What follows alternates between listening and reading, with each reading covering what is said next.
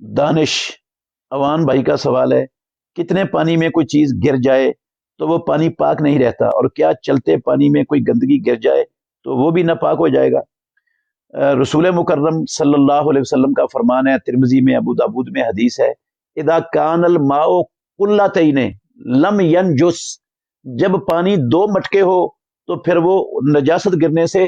پلید نہیں ہوتا، بشرطے کہ اس کے تین وصفوں میں سے کوئی وصف نہ بدلے، نہ اس کا رنگ بدلے نجاست گرنے سے، نہ اس کی بو بدلے، نہ اس کا ذائقہ بدلے، تو وہ پلید نہیں ہوتا پانی۔ جب دو مٹکے یہ کلاتین حجر بستی کے مٹکے ہوتے تھے، معروف تھے رسول اللہ صلی اللہ علیہ وسلم کے زمانے میں، ایک مٹکے کے اندر کوئی 2.5 من کے قریب پانی پڑ جاتا تھا، تو 5 من پانی ہو، ڈرم میں ہو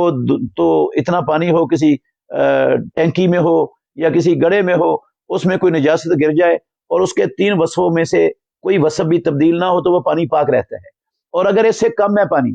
2 کلاتین سے کم ہے، 5 من سے پانی کم ہے، وہ نجاست گرنے سے پانی پلید ہو جائے گا، اگرچہ اس کا وصف ثلاثہ میں سے کوئی وصف نہ بھی بدلے پھر بھی پلید ہے۔ اور جاری پانی وہ پلید ہوتا ہی نہیں ہے، جاری پانی ہمیشہ پاک ہی رہتا ہے۔